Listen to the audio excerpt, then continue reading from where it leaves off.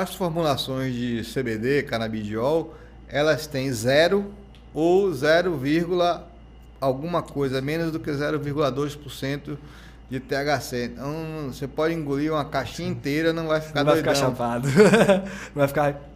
E o uso recreativo, como o senhor vê a legalização? Porque é um problema de saúde pública. Eu vejo droga muito como problema de saúde pública do que mais como problema de polícia. É a minha visão hoje em dia. Veja, o problema de qualquer droga que tenha efeito psíquico é a porta para drogas mais potentes. Não é o fato de fumar maconha que vai fazer com que a pessoa fique agressiva nem nada. É muito pelo contrário. A chance de ele... Ele vai comer pizza com ketchup e vai dormir. A chance da pessoa fazer alguma coisa drogada com maconha é a mesma que ele faria ou menos do que se ele não tivesse usado. Mas toda droga, inclusive álcool, que é utilizada como fuga para poder você sair de uma realidade, você está mascarando um problema que precisa ser tratado. Entendo. Então, quem usa droga tem algum problema que precisa ser tratado. Se você fica escondendo aquele problema, vamos pegar um jogador de futebol que está com o joelho detonado e fica tomando analgésico para poder fazendo esconder infiltração, a dor. Chega uma hora que acaba de vez o joelho do cara, está perdido.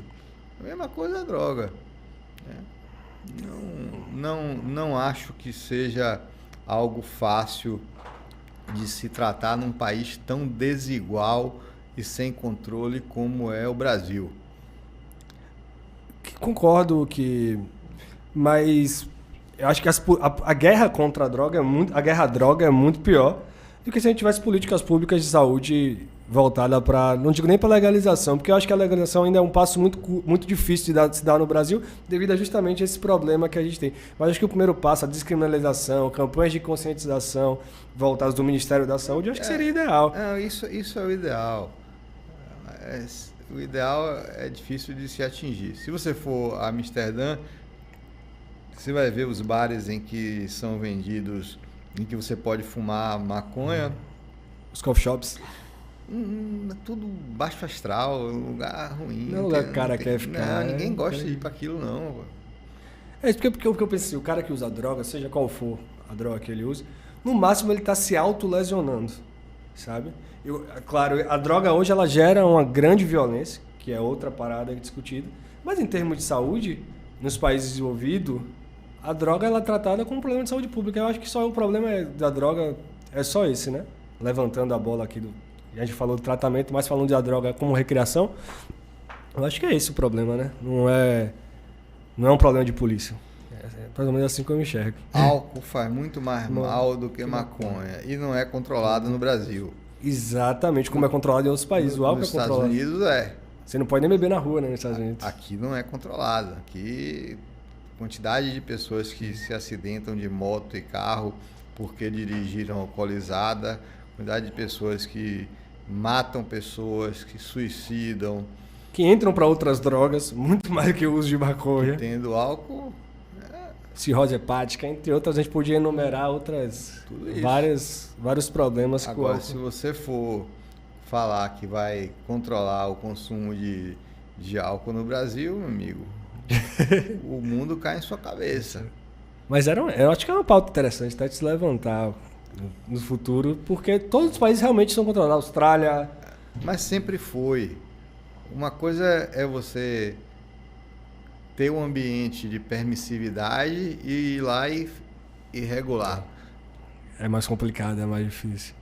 Quantas blitz de alcoolemia você vê domingo, 5 horas da tarde, voltando da praia, na orla, voltando para Salvador? Quantas tem?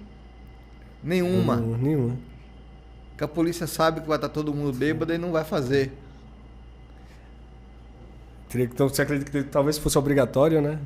Se tivesse uma forma de regular mais forte? Você tem que ter mais blitz de alcoolemia. A quantidade de pessoas que se acidentam dirigindo alcoolizadas, e se fosse só elas que se matassem, tudo bem, mas mata outras pessoas. Aí inflige o direito do outro, com certeza. E se você quiser complicar mais a discussão... Vamos nessa.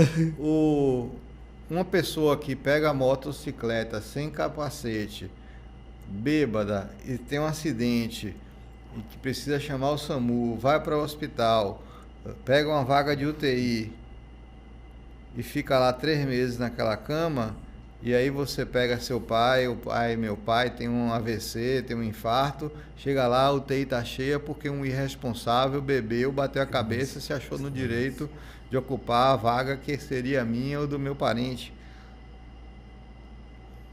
De fato. É uma situação muito mais complicada quando a gente leva, porque ele não tinha intenção de cair, né? Mas... Não tinha intenção de cair? Claro que ele tinha intenção de... Ele assumiu o risco de cair. Ele assume o risco de cair. Ele bebeu e dirigiu sem capacete. Às vezes eu vejo pedido de regulação. Pelo amor de Deus, o menino tem 18 anos. Aí eu olho na regulação, sem capacete. Uma pessoa que dirigiu, que pegou uma moto e saiu sem capacete... Se você tem 2 pessoas disputando a mesma vaga, uma que caiu da moto porque bateram na moto dele, ele caiu indo para o trabalho, e um outro que foi comer água sem capacete, andando de chinela havaiana e bermuda e se espatifou no fundo de um caminhão, qual dos 2 deveria ter um direito a mais de UTI? Não, racionalmente, pensando, claro, se a gente for pensar emocionalmente... Eu não estou lhe falando de uma situação hipotética, não. Isso acontece dezenas de vezes todos os dias. Todos os dias são 70 acidentes de moto na Bahia. Todo dia. Todo dia. A maioria é causada por álcool, por consumo de álcool? A maioria é acidente no final de semana motivado por bebida.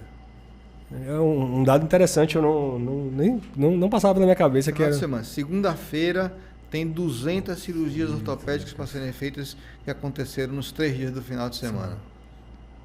É bem inchado. Toda semana. Sensação de enxugar gelo. Aí você pergunta, você acha que tem que aumentar a blitz de alcoolemia? Claro que tem que aumentar. Isso eu concordo. Eu acredito que o cara não tem que beber e dirigir. Tem mais. Pegou a moto, tem que estar de capacete, de luva, de tênis, de calça, de sapato. Aí, quando você for para casa, vai olhar o número das motos, vai estar o moleque dirigindo de havaiana. E bermuda. E bermuda. Isso tem muito mesmo. Aí cai, leva metade do tecido do pé, tem que fazer enxerto. É custo, é complicado. Mas isso eu acho que vem muito da campanha de conscientização. A gente vem de um não adianta, campanha de conscientização não resolve. Eu não digo nem... Você tem que ter repressão associada. O Código de Trânsito precisa ser modificado. Moto é uma necessidade para um país pobre.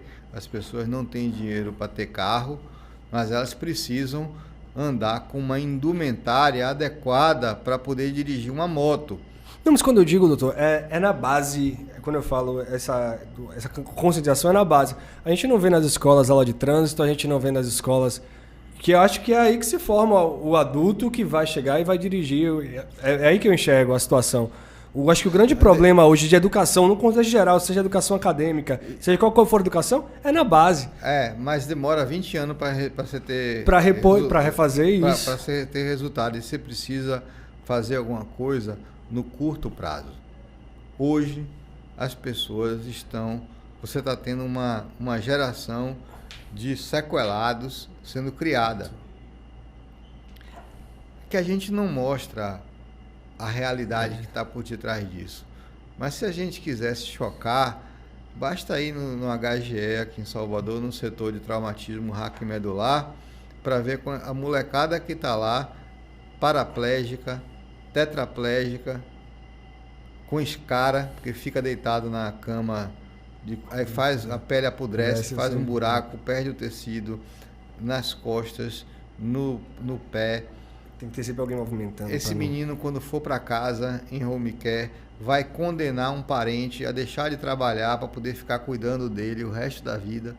E existem milhares desses meninos em casa, na Bahia, sendo mantidos por famílias, porque um dia ele pegou a moto bebendo e caiu. Teve